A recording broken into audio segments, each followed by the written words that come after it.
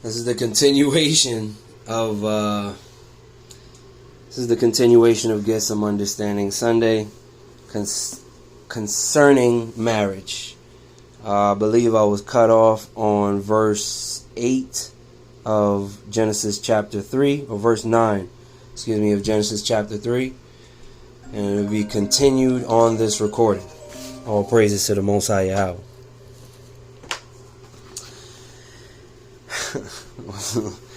Adversary is making it extremely difficult today, family. Please bear with me.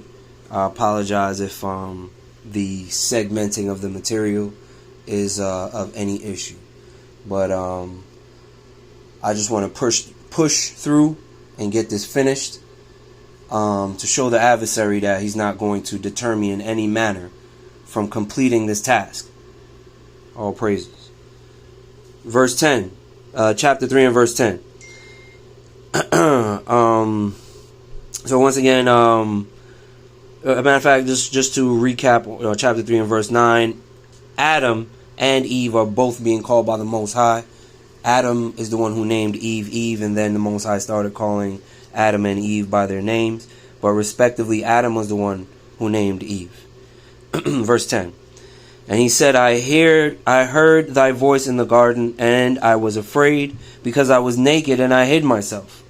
And he said, who told thee that thou wast naked? Hast thou eaten of the tree whereof I commanded thee that thou shouldest not eat? And the man said, the woman whom thou gavest to me, to be with me, verse 12 from the top.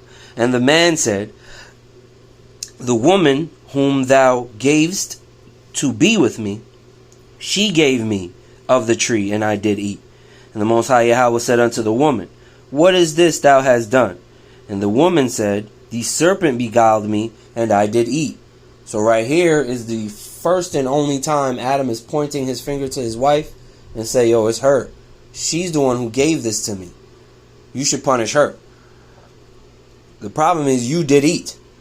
The commandment was, do not eat from the tree. The commandment was not, don't listen to your wife. The commandment was, don't eat from the tree. And that's exactly what you did. The problem was, and the reason Eve is getting punished is because she is the one who gave him this information. Right? Or the sin in him listening to his wife is that he listened to her in violating the law, statutes, and commandments of the Most High. If it was Adam's idea to eat from the tree, and she was like, nah, son, don't do it, and he listened to her, that would have been righteous. It would have been right up on Eve as the watchman, and it would have been righteousness for Adam for not breaking the commandments, because he didn't eat. But he did listen to his wife. His judgment from the Most High said, because you listen to your wife, but it's because you listen to your wife to do evil. Not because you listen to your wife, period. Because if you listen to your wife to do good, you would still be in the garden right now. Anyway, let me keep reading. Let's see if I can finish this. And he said, I heard the voice, verse 11, and he said, who told thee that thou wast naked? Hast thou eaten of the tree whereof I commanded thee that thou shouldest not eat? So, I just read all of that. Verse 12 and 13. Verse 14. And Yahweh said unto the serpent, because thou hast done this, thou art cursed above all cattle, and above every beast of the field. Upon thy belly shalt thou go, and dust shalt thou eat all the days of thy life. And I will put enmity between thee and the woman, and between thy seed and her seed. It shall bruise thy head, and thou shalt bruise his heel. Once again, it shall bruise thy head, meaning it, the serpent, shall bruise thy head, Eve, your beginning, Eve, or your head, your starting, right? Your beginnings, the devil is going to have the mastery of you at the beginning. He's going to bruise your head in the beginning, but thy seed will have the mastery of him at the end. Your seed, Eve, will bruise his heel. Right? So the seed of Eve, of the woman, will have the mastery of the serpent at the end, at his end. That's what this verse is saying. Verse 16. Unto the woman he said, I will greatly multiply thy sorrow and thy conception. So thy pain and thy conception will be multiplied. Your pain and your births. So Eve actually gave birth to twins every time she gave birth. In sorrow shalt thou bring forth children, not child, but in sorrow shalt thou bring forth children, and thy desire shall be to thy husband, and he shall rule over thee. Because at this point, her desire was for the tree of good and evil, and the devil was ruling over the mind of Eve. She had committed adultery with the devil, right? And Adam took her back. They had a reconciliation ceremony. That's discussed also in the first book of Adam and Eve, right before Cain was conceived, as a matter of fact. Cain was conceived after this reconciliation ceremony. Anyway, let's keep reading. Verse 17. And Adam, verse 17. And unto Adam he said, because thou hast hearkened unto the voice of thy wife, right? This is Adam's sin. You listen to your wife because thou hast hearkened to the voice of thy wife. But once again, if his wife had told him to do something righteous, that wouldn't have been counted as a sin to him. It's because he listened to the voice of his wife to do evil. Because thou hast hearkened to the voice of thy wife, and hast eaten of the tree of which I commanded thee, saying, thou shalt not eat of it. Cursed is the ground for thy sake. In sorrow thou shalt eat of it all the days of thy life. Thorns and thistles shall it bring forth to thee, and thou shalt eat the herbs of the field. Verse 19. Thou shalt eat the herbs of the field. In the sweat of thy face thou shalt eat bread, till thou returned unto the ground, for out of it was thou taken. For dust thou art, and unto dust shalt thou return. Does that say stardust? Does Genesis chapter 3 and verse 19 say you are stardust? From stardust thou art, and unto stardust shalt thou return. Can I get one verse that says that? Somebody show me something, man. I'll keep reading. Verse 20. And Adam called his wife's name Eve. Let me see that again. This is Genesis out of the Holy Bible. Genesis chapter 3 and verse 20. And Adam called his wife's name Eve. Eve! Can't believe this just happened to us. And Adam called his wife's name Eve because she was the mother of all living. Verse 21. And unto Adam also and to his wife did the Most High Yahweh make coats of skin and clothe them. So right here is not where they got actual skin, melanated or unmelanated skin, probably most likely melanated. There wasn't nobody unmelanated till Esau.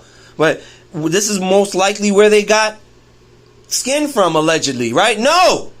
Once again, Adam, as soon as he saw his wife and knew her, said, yo, you're bone of my bone and flesh of my flesh. These coats of skins were actually coats of animal skins that they were made to clothe them, because once they got kicked out of the garden, they are now experiencing changes in weather. And they're like, yo, it's cold at night and it's hot in the day. Ain't no sun and it's freezing. And then when the sun is out, it's burning out here. Most High made them coats of skin as clothing. Not actual flesh as clothing. Who wears flesh as clothes? Serial killers. Like human flesh as clothes. Anyway. And because they were wearing fern leaves. Anyway. Let's keep reading. Verse 22. And the Most High Yahweh Elohim said, behold, the man is become as one of us, to know good and evil. And now, lest he put forth his hand, and take also of the tree of life, and eat, and live forever. So you cannot know wickedness or be in wickedness forever. And that would have been Adam's situation if he ate from the tree of life at this point. You cannot know wickedness forever. At some point, wickedness is going to be removed from all consciousness. The Bible says you're going to be searching for wicked individuals. Man, where's that wicked dude? And you're not going to find him. It ain't going to be about, man, what happened to the wicked? They're all gone, all of them? At some point, ain't nobody going to even know that wickedness existed. They're going to doubt it. You're like, what? Wickedness? Come on, bro. Some people was wicked at one point? Nah, son. You must be from the first resurrection. That's how they're going to know you know wickedness, because you was around when wickedness was around here in the first resurrection. Cats in the second resurrection aren't going to remember anything about wickedness. Nor will their children, whoever's found righteous enough to have children in the kingdom. You think they babies gonna be like, oh, is our uncle wicked coming over? Nah, son. They're not gonna know nothing about wickedness. They're gonna think it's some type of imaginary thing that never had. Like they try to tell you, slavery is some imaginary thing. No, that ain't happen. That ain't happen, son. Or people try to tell you they don't believe in God because of what's happening now. It's so much wickedness. How could God exist? At some point, it's going to be so much righteousness. I'm like, there's no way that wickedness could have ever been on this earth. We definitely can't say that now, but that will be said at one day coming in the future. At some point coming, there will be said on this earth, man, whatever happened to the wicked? And somebody's going to be like, man, who is wicked? Like, what is wickedness? I can't even relate to it. I can't compute it. I can't conceive of wickedness in my mind. What is that even? Disobedience? What is that? Anyway, where was I? Verse 23, therefore the Most High Yahweh sent him forth from the Garden of Eden to till the ground from whence he was taken. So he drove out the man, and he right here, let me just say this. Some people teach that Adam was the only one who got kicked out of the garden, because it say right here, he drove out the man, and he sent him forth from the garden. And where does it say that Eve got kicked out of the garden? You know where it say Eve got kicked out of the garden? Let's go back up. It say right here, and she ate of the fruit of the tree of good and evil. That's the verse that says she got kicked out the garden. Because you can't eat from the tree of good and evil and stay in the garden. You can't eat from the tree and teach somebody else to eat from it too. That's what she did. She ate from the tree and taught her husband to eat from the tree. Adam didn't teach nobody else to eat from the tree. He just ate from it. How could Eve be allowed to stay in the garden after she not only disobeyed, but taught disobedience to somebody else? She was allowed to stay in the garden though, right? Because you can't find the chapter and verse that verbatim says she got kicked out. Madness, fam. Madness. Please don't follow these people. When you hear it, run away far from these people. They're crazy. Let me keep reading. Verse 23 from the top. Therefore Yahweh sent him forth from the Garden of Eden to till the ground from whence he was taken. Verse 24. So he drove out the man, and he placed at the east of the Garden of Eden cherubims and a flaming sword, which turned every way to keep the way of the tree of life. That's the last verse we're going to read in Genesis. And now let's get some second witness, or some details out of the book of Jubilees. Hopefully we can wrap this up in the next 6 to 8 minutes or so. All praises to the Most High Yahweh. So we're going to read Jubilees chapter 3 verses 16 16 to 35. It reads on this wise. Let's go from 17. And after the completion of 7 years, which he had completed there 7 years exactly, in the second month on the 17th day of the month, the serpent came and approached the woman. And the serpent said to the woman, hath Elohim commanded you, saying, ye shall not eat of every tree of the garden? Have you received commandments? Is what Jubilees is saying that Satan said to Eve. Did you receive commandments? Did God command you something? So once again, did we receive commandments in Mount Sinai, or have we received commandments from the beginning? Like the Messiah said, these commandments, this union of marriage is from the beginning. These commandments is from the beginning. Verse 18, and she said to it, of all the fruit trees of the garden Elohim said unto us, eat. But of the fruit of the tree which is in the midst of the garden Elohim has said unto us, ye shall not eat thereof, neither shall ye touch it, lest ye die. And the serpent said unto the woman, ye shall not surely die. Once again, here we getting into the etymology. He's getting into etymology with Eve. Is he or is he not? He's not getting into etymology with Eve right now. You don't really know what that means. Let me tell you what it means. Anyway. And the serpent said unto the woman, ye shall not surely die, for Elohim doth know that on the day ye eat thereof, your eyes will be opened, and ye shall be as gods, and ye will know good and evil. Once again, the same thing the book of Genesis chapter 3 said concerning this interaction between Satan and the woman. And the woman saw the tree, that it was agreeable and pleasant to the eye, and that the fruit was good for food, and she took thereof and ate. Once again, that is the verse that says that she got kicked out of the garden. You don't need a verse that say, and Eve took her steps across the threshold of the garden entrance. Why do you need that verse? You got this verse right here, don't you? Let me keep reading. And when she had first... and the woman saw the tree was agreeable and pleasant to the eye, and fruit was good for her. She took and ate. Verse 21, and when she had first covered her shame with fig leaves, she gave thereof to Adam, and he ate. And his eyes were opened, and he saw that he was naked. We already discussed that. Verse 22, and he took fig leaves and sewed them together, and made an apron for himself, and covered his shame. And Elohim cursed the serpent, and was wroth with it forever. And he was wroth with the woman, because she hearkened to the voice of the serpent, and did eat. And he said unto her, I shall greatly multiply thy sorrow and thy pain.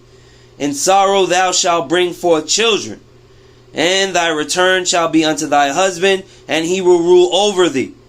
Verse 25, and to Adam he said, because thou hast hearkened unto the voice of thy wife, and hast eaten of the tree of which I commanded thee, that thou shouldest not eat thereof. I commanded you this. Cursed be the ground for thy sake. Thorns and thistles shall it bring forth to thee, and thou shalt eat thy bread in the sweat of thy face, till thou returnest to the earth from whence thou wast taken. For earth thou art, and unto earth shalt thou return. Second witnessing the earth that you come from. Not the Mars, not the sun, not the moon, not the quasars or the black hole that you come from. You, the earth.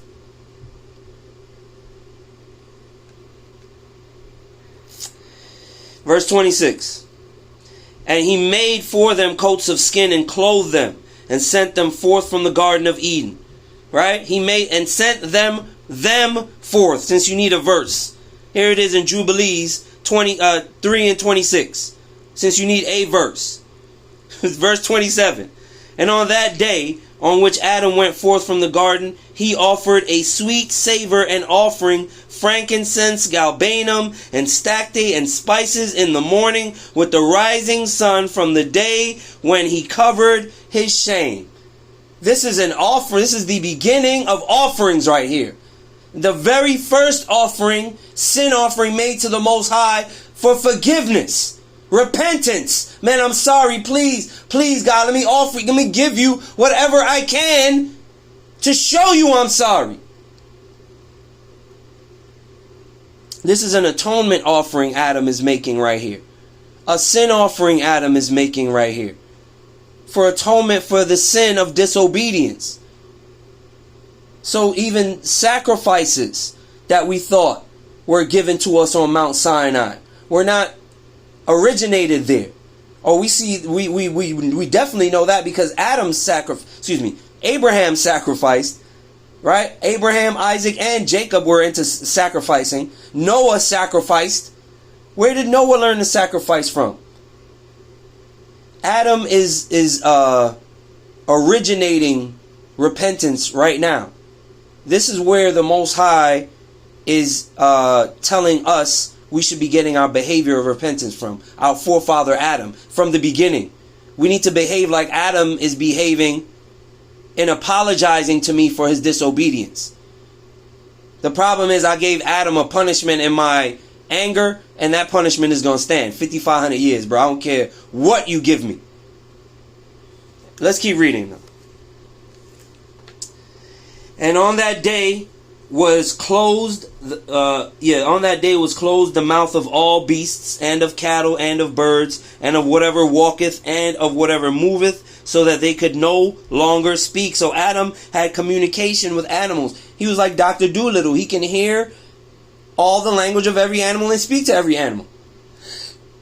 For they had all spoken with one another, with one lip and with one tongue. And he sent out of the Garden of Eden all flesh that was in the Garden of Eden, and all flesh was scattered according to its kinds and according to its types unto the places which had been created for them. And to Adam alone did he give wherewithal to cover his shame, and of all the beasts and cattle. On this account it is prescribed in the heavenly tablets, as touching all those who know the judgment of the law, that they should cover their shame, and should not uncover themselves as the Gentiles uncover themselves.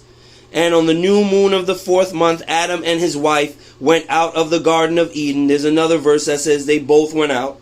And they dwelt in the land of Eldah, in the land of their creation. And Adam called the name of his wife Eve. Another verse, once again, second witness in the Bible, Genesis chapter 3, I say Adam called his wife Eve. Verse 34, and they had no son till the first Jubilee. After this he knew her. Now he tilled the land as he had been instructed in the Garden of Eden. That's all the reading that we're going to do for today. All praises to the Most High Yahweh. Got through it all and completed it all. I pray that I will be able to get both of these recordings up on YouTube. I'm going to do my best to accomplish that as well. And please accept my humblest apologies for it being in two pieces, two parts. But I was determined to get it completed today. I had an issue starting up. In the middle of it cut off on me, or even not even the middle, but almost at the end. I had about 20-something minutes left that I wanted to do, and it cut off on me. But all praises to the Most High regardless, man. Vengeance is coming for those 90 shots, right? I wanted to talk about that some more as well, but we'll talk about that next week. I'm going to open next week's Get Some Understanding Sunday with, names and races and faces and so on and so forth. Right now, let's just see them as human beings. A young man got shot at 90 times for running away. Another man shot 3 police officers and a dog and got beaten up. Let's put that in perspective. See if that makes sense anywhere. And I want to close out with Psalm 58. Right? That's the closing prayer for this Get Some Understanding Sunday. Let's get it. Psalm 58 for the devil. Psalm 58 for the adversary. Do ye indeed speak righteousness, O congregation?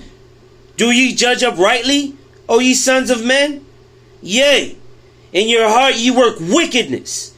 Ye weigh the violence of your hands in the earth. The wicked are estranged from the womb. They go astray as soon as they be born, speaking lies. Their poison is like the poison of a serpent. They are like the deaf adder that stoppeth her ear, which shall not hearken to the voice of charmers, charming never so wisely. Break their teeth, O Most High Yahweh, in their mouth. Break out the great teeth of the young lions, O Most High, Yod-Heh-Wad-Heh. Let them melt away as waters which run continually, which when he bendeth his bow to shoot his arrows, let them be as cut in pieces. As a snail which melteth, let every one of them pass away, like the untimely birth of a woman, that they may not see the sun. Hallelujah. Before your pots can feel the thorns, he shall take them away as with a whirlwind, both living and in his wrath. The righteous shall rejoice when he seeth the vengeance. He shall wash his feet in the blood of the wicked. Can't wait. I can't wait. So that a man shall say, verily, there is a reward for the righteous. Verily, he is the Most High Yahweh that judgeth in the earth. And all praise to the Most High Yahweh. In the name of his only and holy begotten Son, Yeshua HaMashiach, the King and High Priest forever, after the order of Melchizedek, Zion. Thank you for your ears and thank you for your hearts. If it be the Most High's will, there will be another Get Some Understanding Sunday next week. One love, family.